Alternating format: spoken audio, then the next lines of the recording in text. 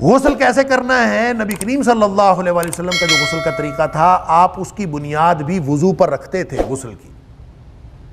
یعنی سب سے پہلے اگر کوئی جسم پر کوئی نجاست وغیرہ لگی ہوتی تو اس کی صفائی کرتے. اس کے بعد آپ وضو سے ابتدا کرتے، مسح تک لے جاتے.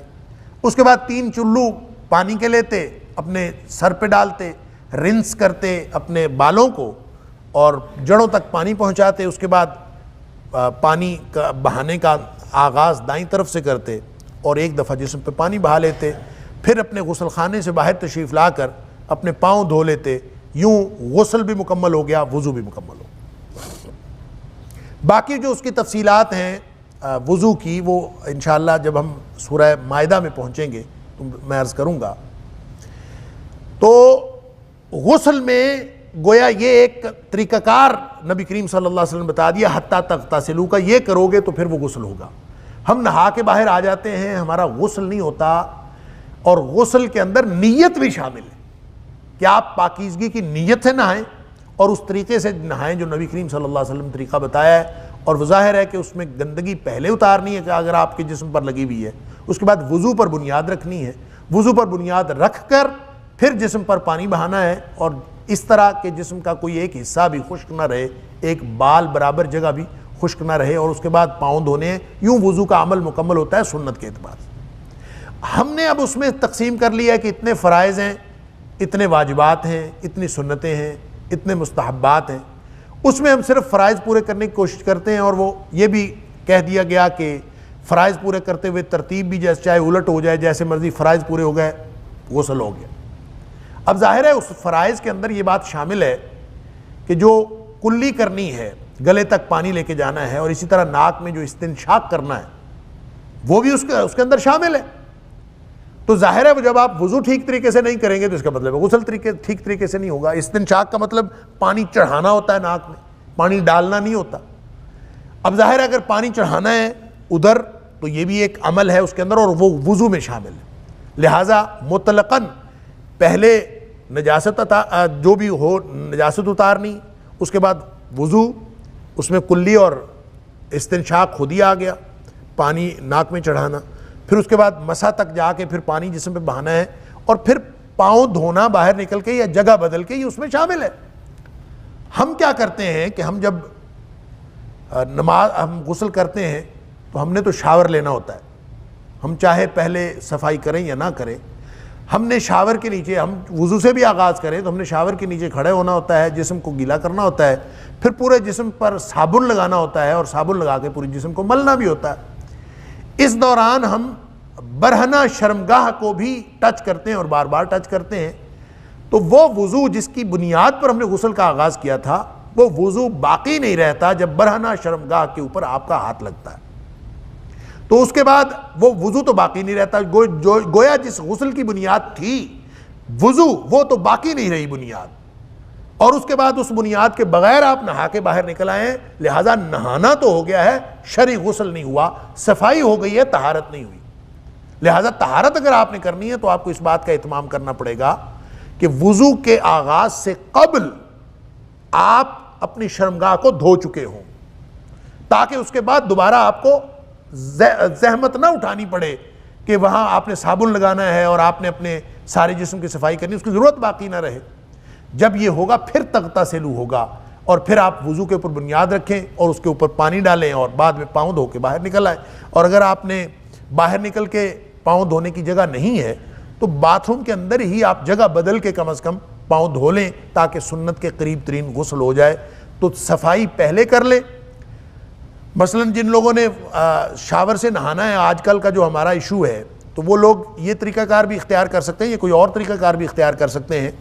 وہ یہ ہو سکتا ہے کہ آپ سب سے پہلے اپنے پورے جسم کو صابن لگا کے اس کو دھو لیں اور اس کو اس صفائی کے قائم مقام سمجھیں جو نبی کریم صلی اللہ علیہ وسلم وضو سے قبل فرماتے تھے. تو آپ نے ایک دفعہ پوری صفائی کر لی. اب اس کے بعد آپ پھر سے وضو سے آغاز کریں. گویا صفائی ہو گئی. اس کے بعد آپ نے طہارت حاصل کرنی ہے. طہارت کے لیے پھر سے آپ وضو سے آغاز کریں گے اور مسح تک جا کے چھوڑ دیں گے. پورے جسم پر ایک دفعہ پانی بہا لیں گے اور جگہ چھوڑ کے آپ مثلا شاور کے نیچے آپ نہا رہے ہیں، سنک لگے ہوتے ہیں عام طور پر، تو آپ ادھر جا کے پاؤں دھو لیں اور یوں آپ کا انشاءاللہ غسل بھی مکمل ہو گیا اور وضو بھی مکمل ہو گیا۔ نماز ضائع کرنا اور خواہشات کے پیچھے چلنا، اس سے کیا مراد ہے؟ نماز ضائع کرنے سے کیا مراد ہے؟ نماز نہ پڑھنا ضائع کرنا ہے، یا نماز پڑھتے ہوئے بھی نماز ضائع ہو سکتی ہے، یا اس سے مراد وہ لوگ ہیں جو منکرین صلاۃ ہیں، نماز پڑھتے ہی نہیں؟ یہ مفسرین کے ہاں مختلفی ہے۔ بعض کا خیال یہ ہے کہ نماز ضائع کرنے والوں سے مراد وہ لوگ ہیں جو نماز کا سرے سے انکار کرتے ہیں، کیونکہ جو شخص نماز پڑھتا ہے، کبھی پڑھ لیتا ہے کبھی نہیں پڑھتا، اس کو یہ تو نہیں کہا جا سکتا اس کو نماز ضائع کر، وہ نماز کا منکر تو نہیں، وہ نماز کبھی پڑھ لیتا ہے لیکن بہرحال وہ نماز پڑھتا ہے، وہ نماز کا منکر نہیں ہے، تو وہ ان میں نہیں آئے گا۔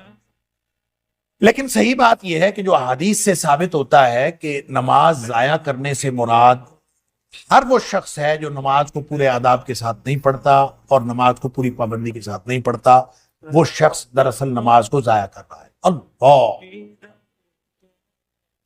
نبی اکرم صلی اللہ علیہ وسلم کا وہ فرمان اس کے اوپر بہت بڑی دلیل ہے، نماز ضائع ہونے کے اوپر، کہ جس شخص نے نبی کریم صلی اللہ علیہ وسلم کے سامنے نماز پڑھی تھی اور نبی کریم صلی اللہ علیہ وسلم نے اس کو فرمایا تھا کہ ارجع فتصلی فإنک لم تصلی، کہ واپس جا اور جا کے دوبارہ نماز پڑھ، تو نے نماز کوئی نہیں پڑھی۔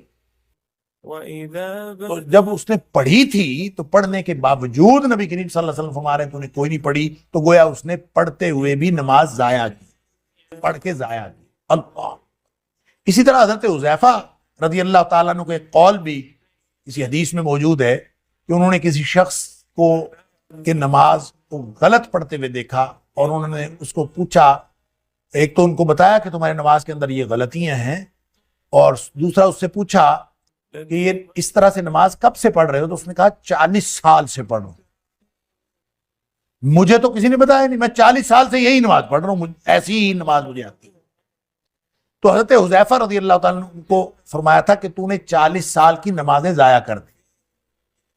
تو اس کا مطلب یہ ہے کہ جو شخص نماز کو پوری سنت طریقے سے اور پورے آداب کے ساتھ اور وقت کے تقاضوں کو اور جتنے تقاضے ہیں نماز کے ان کو ملحوظ رکھ کے نہیں پڑھتا، وہ ایسے ہی ہے جیسے وہ نماز ضائع کر لیتا۔ اللہ، پھر جیسے نبی کریم صلی اللہ علیہ وسلم فرمایا کہ منافق کی نماز کے بارے میں آپ نے ذکر کرتے ہوئے فرمایا کہ منافق کی نماز یہ ہے کہ عصر کی نماز کو وہ ضائع کر لیتا، عصر کی نماز کو وہ ضائع کر لیتا، اور ضائع کرنے کی کیفیت کیا بیان فرمائی؟ فرمایا وہ بیٹھا رہتا ہے، سورج کو دیکھتا رہتا ہے، بیٹھا رہتا ہے اور سورج کو دیکھتا رہتا ہے، جب سورج بالکل شیطان کے سینگوں کے درمیان آ جاتا ہے تو پھر یہ اٹھتا ہے، اٹھ کے 4 ٹھونگے مارتا ہے۔ اللہ، باقاعدہ اس میں ذکر ہے جیسے چونچ ماری جاتی ہے اور جیسے ٹھونگے مارے جاتے ہیں اس طرح یہ اٹھ کے ٹھونگے مارتا ہے، گویا اس کی نماز نہیں، نماز ضائع ہو گئی۔ تو ان ساری باتوں سے یہ پتہ چلتا ہے کہ اضاع الصلاۃ، نماز ضائع کرنے سے مراد صرف نماز کا انکار نہیں، نماز پڑھتے ہوئے بھی ضائع کی جا سکتی۔ اور پھر خاص طور پر وہ لوگ جو نمازیں اپنی مرضی سے پڑھتے ہیں، کبھی 3 پڑھ لی، کبھی 4 پڑھ لی، کبھی 5 بھی پڑھ لی، تو اپنی مرضی سے پڑھی، اس کا مطلب ہے وہ اللہ کی نماز تو پڑھتے ہی نہیں۔ اگر وہ اللہ کے لیے نماز پڑھتے ہوں تو اللہ تعالیٰ نے 5 فرض کی ہیں، 4 تو فرض نہیں کی۔ جس نے کسی دن 4 پڑھ لی ہیں اور وہ کہتا ہے میں نے نماز پڑھ لی ہے، تو اس کا مطلب ہے اس نے اپنی مرضی سے یہ معیار بنایا ہے کہ جس نے 4 پڑھ لی اس نے بھی پڑھ لی۔ بعض لوگ فجر اور مغرب کی پڑھ لیتے، کہتے ہیں ہاں اللہ کا شکر ہے پڑھ لی، تو فجر اور مغرب تو فرض نہیں کی اللہ تعالیٰ۔ تو جو شخص فجر مغرب پڑھ کے یا 4 نمازیں پڑھ کے، بلکہ میں کہا کرتا ہوں کہ 5 میں سے 4.25 بھی اگر کسی نے پڑھ لی، اسٹوڈنٹس ہنسا کرتے ہیں کہ 5.25 کیسے ہو سکتا؟ کہنے کا مطلب یہ ہے جو ذرا بھی اس نماز میں کمی کر کے پھر سمجھتا ہے کہ میں نے نماز پڑھ لی ہے، تو اس کا مطلب ہے وہ اپنی مرضی کی نماز پڑھتا ہے، وہ اللہ کی مرضی کی نماز نہیں پڑھتا۔ اللہ کی مرضی کی نماز کیا ہے؟ 5 ہے، 5 ہی پڑھنی، اور اس میں اس کے سارے تقاضوں کو اور سارے آداب کو بجا لانا بھی فرض ہے۔ اللہ، کیونکہ اقیم الصلاۃ کا حکم ہے قرآن میں، اقیم الصلاۃ، اقیم الصلاۃ۔ دین کی بات پھیلانا صدقہ جاریہ ہے، ثواب کی نیت سے ویڈیو کو شیئر ضرور کیجیے۔ جزاک اللہ۔